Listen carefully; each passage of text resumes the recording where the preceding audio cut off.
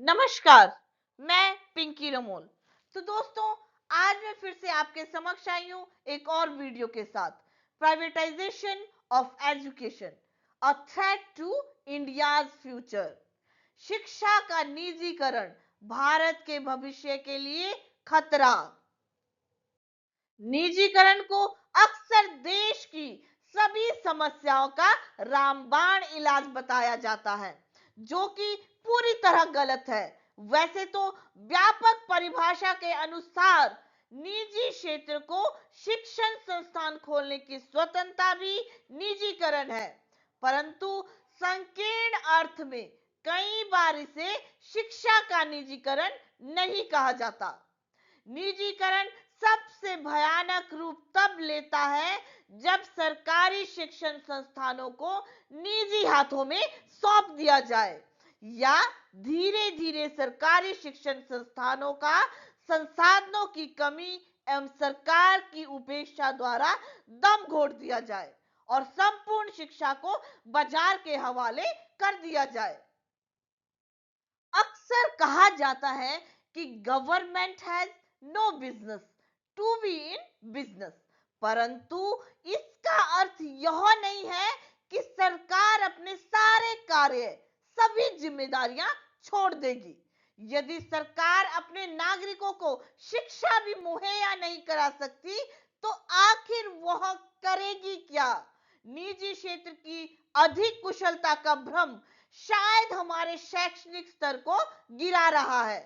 यदि हम विभिन्न प्रतियोगी परीक्षाओं के परिणामों पर नजर डालें, तो पाएंगे कि सरकारी शिक्षण संस्थानों से अपनी पूरी शिक्षा प्राप्त करने वाले असंख्य अभ्यर्थियों को सफलता मिली है।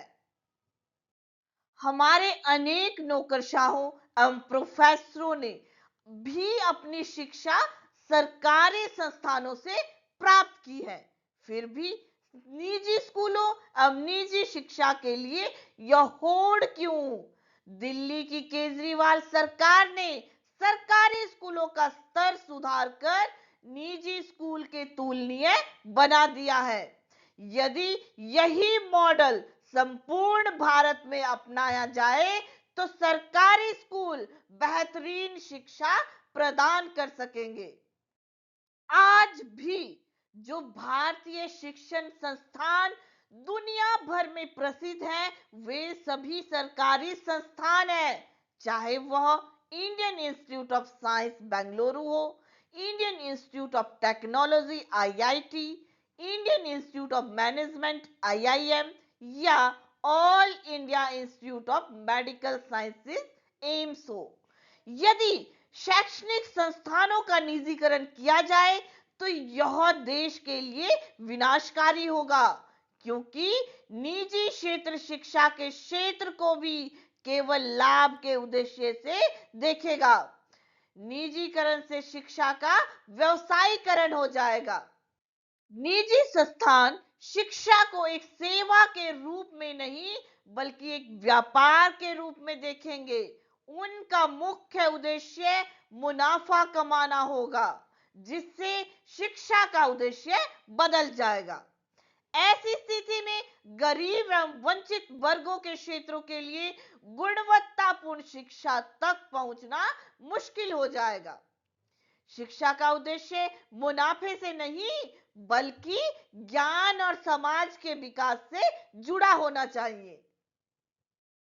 निजी संस्थान अक्सर मुनाफा कमाने के लिए शिक्षा की गुणवत्ता से समझौता करते हैं। वे कम वेतन पर शिक्षकों की नियुक्ति कर सकते हैं, जिससे शिक्षकों की गुणवत्ता प्रभावित हो सकती है। कई बार निजी संस्थान केवल अपनी ब्रांडिंग और नाम को प्राथमिकता देते हैं, ना कि शिक्षा की गुणवत्ता को। राष्ट्रीय शिक्षा नीति 2020 एनपीई 2020 ने शिक्षा के क्षेत्र में व्यापक सुधारों का प्रस्ताव रखा है, लेकिन यह नीति शिक्षा के पूर्ण निजीकरण के पक्ष में नहीं है। इसके बजाय यह नीति एक संतुलित दृष्टिकोण को अपनाने की बात करती है, जिससे सरकारी और निजी संस्थानों के बीच सहयोग और प्रतिस्पर्धा का वातावरण तैयार किया जा सके। आज पूरी दुनिया भारतीय अर्थव्यवस्था द्वारा अगले कुछ दशकों में प्राप्त होने वाले जनसांख्यिकीय लाभांश यानी डेमोग्राफिक डिविडेंड के बारे में बात कर रही है। लेकिन इस डेमोग्राफिक डिविडेंड का मुख्य आधार गुणवत्तापूर्ण शिक्षा और कौशल है। हर चीज के निजीकरण की होड़ में हम मध्यम आय की जाल यानी मिडिल इनकम ट्रैप से बाहर निकलने का यह अवसर भी खो सकते हैं। विश्व विकास रिपोर्ट यानी वर्ल्ड डेवलपमेंट रिपोर्ट 2024 में सिफारिश की गई है कि यदि भारत, जो अभी निम्न मध्य आय समूह में आता है, को मिडिल इनकम ट्रैप से बाहर निकालना है तो उसे शिक्षा के क्षेत्र में अपने निवेश में उल्लेखनीय वृद्धि करनी होगी। सरकार को शिक्षा पर आवंटित बजट को बढ़ाना होगा और जीडीपी का कम से कम 6% बजट शिक्षा पर व्यय होना चाहिए। यद्यपि विश्व बैंक विभिन्न आर्थिक क्षेत्रों में निजीकरण का सबसे बड़ा समर्थक रहा है, लेकिन शिक्षा के निजीकरण पर इसका रूप इसके बिल्कुल विपरीत है। शिक्षा के निजीकरण पर विश्व बैंक का रुख यह है कि निजी क्षेत्र शिक्षा में सरकारी शिक्षा का पूरक तो हो सकता है, लेकिन इसकी जगह नहीं ले सकता। विश्व बैंक ने भी माना है कि निश्चित ही शिक्षा के निजीकरण के भयंकर नकारात्मक परिणाम हो सकते हैं, जैसे गरीब बच्चों को शिक्षा से वंचित करना, शैक्षणिक असमानताओं में वृद्धि, शिक्षा मानकों की अवहेलना और शिक्षकों के वेतन एवं मुआवजे से धन को निजी स्कूल संचालकों के पास स्थानांतरित करना। यूनेस्को की global education monitoring report on non state actors in education बताती है कि नॉन स्टेट एक्टर्स की भूमिका को गाइड यानी निर्देशित, रेगुलेट यानी विनियमित और असेस यानी मूल्यांकित किया जाना चाहिए। यूनेस्को का सुझाव है कि सार्वजनिक शिक्षा को सुदृढ़ बनाया जाना चाहिए, जिसके लिए नीति निर्माताओं को पहुंच और गुणवत्ता दोनों के संदर्भ में स्कूली शिक्षा के सार्वजनिक प्रावधान को मजबूत करने पर ध्यान केंद्रित करना चाहिए।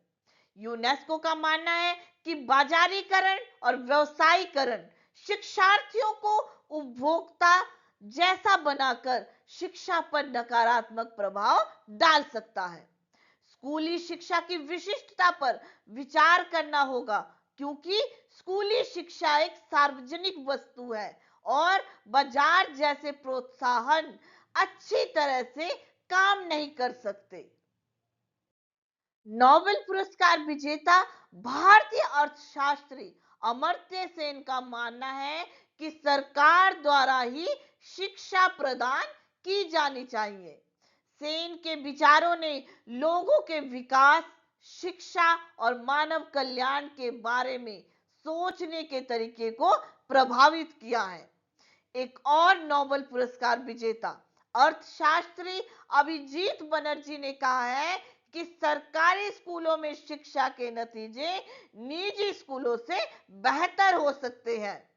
इसके लिए उन्होंने अनेक सुझाव दिए हैं और यह भी कहा है कि भारतीय शिक्षा प्रणाली बहुत कठोर है, इसमें और अधिक लचीलेपन की आवश्यकता है। भारत में शिक्षा के निजीकरण के पक्ष और विपक्ष में तर्कों का निष्पक्ष विश्लेषण एक निर्णायक निष्कर्ष और टिप्पणी की ओर ले जाता है। शिक्षा का अधिकार प्रत्येक नागरिक का मौलिक अधिकार है और यदि इसे निजीकरण की दिशा में धकेला जाता है तो इससे सामाजिक असमानता बढ़ सकती है। शिक्षा का निजीकरण गरीब और अमीर के बीच असमानता को और गहरा कर सकता है।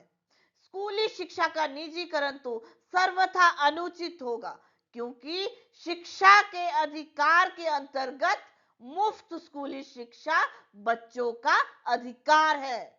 उच्च शिक्षा में भी सरकार की मजबूत उपस्थिति एवं प्रत्यक्ष हस्तक्षेप आवश्यक एवं अत्यंत महत्वपूर्ण है। तो दोस्तों, आज का मेरा वीडियो यही समाप्त होता है। मेरे साथ जुड़े रहने के लिए मेरे चैनल को अधिक से अधिक लाइक, शेयर और सब्सक्राइब करना ना भूलें। धन्यवाद।